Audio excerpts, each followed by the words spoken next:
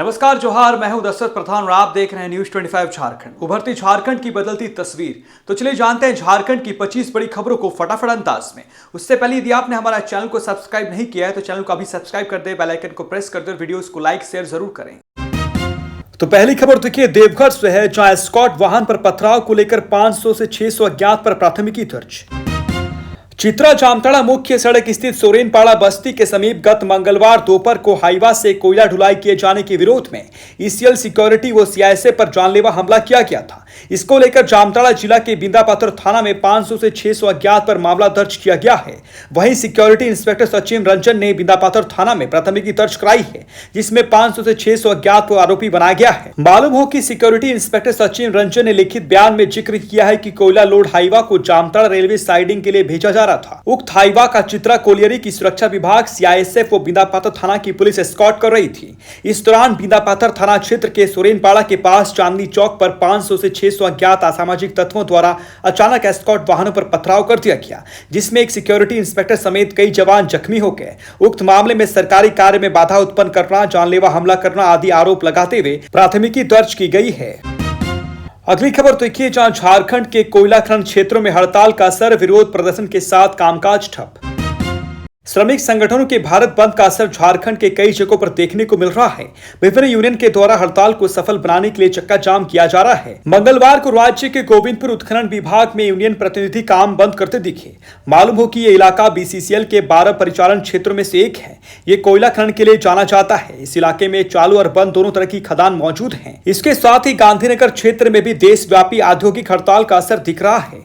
बोकारो में स्थित खासमहल कोनार परियोजना और बोकारो कोलियरी में संयुक्त मोर्चा के नेताओं ने कामकाज ठप कराया। इस दौरान कई जगहों पर तीखी झड़प भी देखने को मिली। हालांकि इधर बीएमएस के नेता हड़ताल को असफल बता रहे हैं। अगली खबर देखिए, सरायकेला से है, जहां आधार पंजीकरण शिविर, बेसहारा बच्चों के लिए एक महत्वपूर्ण कदम।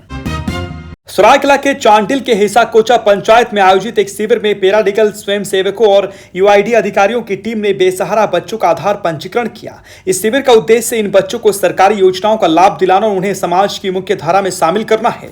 शिविर में पीएलवी रमजान अंसारी, नेहा कुमारी और सागर ने महत्वपूर्ण भूमिका निभाई। डीएलएसए के अध्यक्ष श्री रामाशंकर सिंह के मार्गदर्शन में अधिकार मित्रों ने भी अपना योगदान दिया। इस शिविर में जन्म प्रमाण पत्र जारी करने के साथ साथ आधार पंजीकरण की शुरुआत भी की गई। इससे बेसहारा बच्चों को सरकारी योजनाओं का लाभ मिलने में मदद मिलेगी।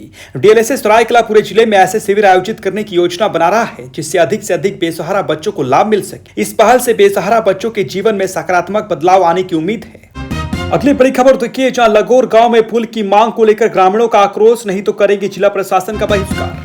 बंदगांव प्रखंड की सावनिया पंचायत के लगोर गांव में समाज सेवी लच्छूराम मुंडरी की अध्यक्षता में ग्राम सभा की बैठक हुई।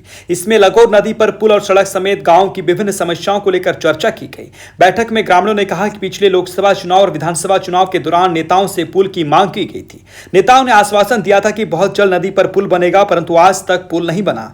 वादा खिलाफी से लागोर के ग्रामीण जिला प्रशासन, विधायक और सांसद से काफी नाराज है। पिछले 10 वर्षों से पुल की मांग की जा रही है। नदी पर पुल नहीं होने के कारण 3 गांव चातमा, लगोर और मदरडी के 900 लोग प्रभावित हैं। बरसात के दिनों में पंचायत कार्यालय और प्रखंड कार्यालय तक आवागमन पूरी तरह से ठप हो जाता है। गर्भवती महिलाओं को अस्पताल ले जाना और स्कूली बच्चों को काफी अधिक दिक्कतों का सामना करना पड़ता है।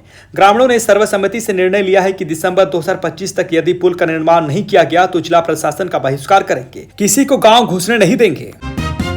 अगली खबर देखिए, राजधानी रांची से है, जहां तेज रफ्तार जीप को रोकने पर एएसआई को कुचलने की कोशिश, पीसीआर वैन को भी मारी टक्कर।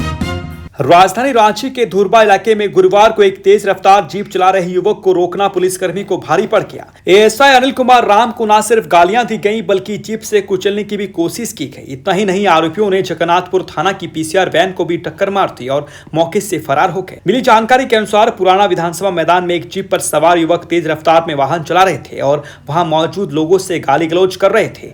सूचना मिलने पर गश्ती पुलिस टीम के साथ एएसआई अनिल कुमार राम मौके पर पहुंचे। उन्होंने युवकों को रोकने की कोशिश की, लेकिन युवा उग्र हो गया और जीप से एएसआई को कुचलने की कोशिश की। गनीमत रही कि वो किनारे हो गए और बच गए। घटना की जानकारी मिलने पर पीसीआर 14 की टीम भी मौके पर पहुंची। आरोपियों ने पीसीआर वैन को भी जोरदार टक्कर मारी और भागने लगे। पुलिस ने घेराबंदी की, लेकिन वे सभी फरार हो गए। पुलिस ने मौके से 2 मोबाइल फोन बरामद किए हैं, जिनमें मौजूद नंबरों के आधार पर युवकों की पहचान की जा रही है। सीसीटीवी फुटेज के जरिए जीप का नंबर भी पता लगाया गया है। जगन्नाथपुर थाना पुलिस जीप के मालिक की पहचान में जुटी है और युवकों की गिरफ्तारी के प्रयास तेज कर दिया गया है। अगली खबर देखिए, जहां मंत्री शिल्पी नेहा तिर्की ने अफसरों को दिया 2 महीने में 600 करोड़ खर्च करने का लक्ष्य। हर योजना की ग्राउंड मॉनिटरिंग का निर्देश। कृषि पशुपालन एवं सहकारिता विभाग की सभी योजनाओं की निगरानी अब ग्राउंड लेवल तक की जाएगी। विभाग के अधिकारी समय समय पर योजनाओं की समीक्षा करेंगे।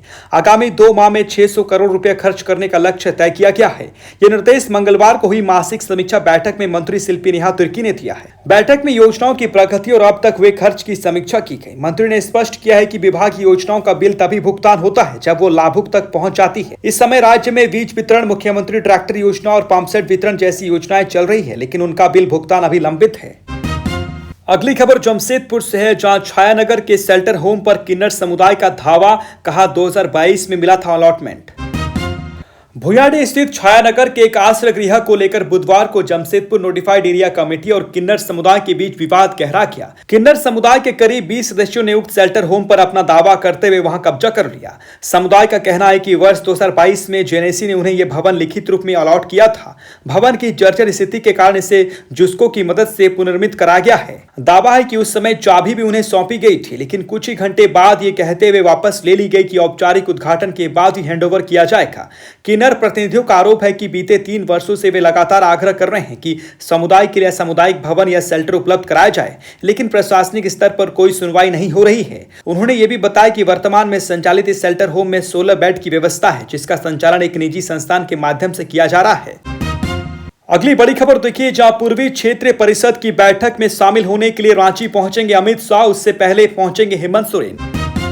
पूर्वी क्षेत्रीय परिषद की बैठक की तैयारी अंतिम मुकाम पर है। लगातार रिवाइज होने के बाद केंद्रीय गृह मंत्रालय द्वारा दी गई जानकारी के अनुसार अमित शाह विशेष विमान से आज रात 10 बजे रांची पहुंचेंगे। मुख्यमंत्री हेमंत सोरेन के उससे पहले रांची पहुंचने की संभावना है।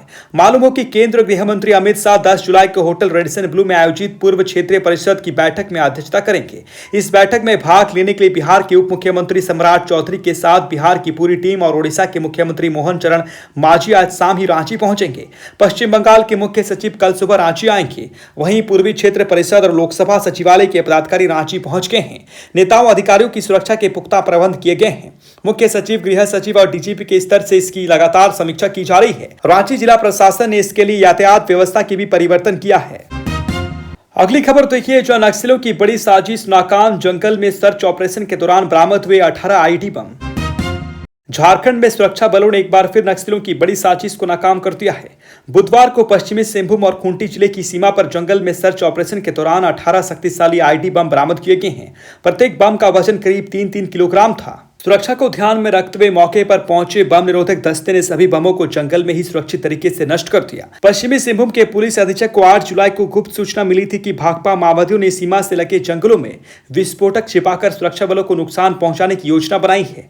इस इनपुट के आधार पर Chaibasa police, Khunti police, Jharkhand Jaguar और सीआरपीएफ की संयुक्त टीम ने सर्च ऑपरेशन चलाया और ये बड़ी कामयाबी मिली। ये कार्रवाई अड़की थाना क्षेत्र के कोचांग के पास की गई, जो पश्चिमी सिंहभूम और खूंटी जिलों की सीमा पर स्थित है। इस इलाके में लंबे समय से माओवादी गतिविधियां सक्रिय हैं। अगली बड़ी खबर देखिए, जब वाईफाई से युक्त होंगे राज्य के सभी सरकारी अस्पताल। राज्य सरकार ने सभी सरकारी अस्पतालों को मुफ्त वाईफाई सुविधा से युक्त करने का बड़ा फैसला लिया है। इस नई पहल के तहत अस्पतालों में इलाज के लिए आने वाले मरीजों और उनके साथ आने वाले परिजनों को मुफ्त इंटरनेट सेवा उपलब्ध कराई जाएगी, जिससे वे स्वास्थ्य संबंधी जानकारी, सरकारी योजना और अन्य डिजिटल सेवाओं तक आसानी से पहुंच बना सकेंगे। सरकार की ओर से बीएसएनएल द्वारा सभी अस्पतालों में वाईफाई की सुविधा उपलब्ध कराई जाएगी। स्वास्थ्य, चिकित्सा, शिक्षा एवं परिवार कल्याण विभाग के अपर मुख्य सचिव अजय कुमार ने इस संबंध में जानकारी देते हुए कहा है कि ये पहल डिजिटल हेल्थ केयर की दिशा में राज्य सरकार का एक महत्वपूर्ण कदम है। उन्होंने बताया कि मरीजों की सुविधाओं को ध्यान में रखते हुए यह सेवा शुरू की जा रही है, जिससे उन्हें अस्पताल में प्रतीक्षा के दौरान उपयोगी जानकारी हासिल करने में सहायता मिलेगी। झारखंड की इस खास 25 बड़ी खबर की बुलेटिन से जुड़े रहने के लिए आपका धन्यवाद। चैनल को सब्सक्राइब कीजिएगा, वीडियोस को लाइक कीजिएगा और जैसा शेयर जरूर कीजिएगा।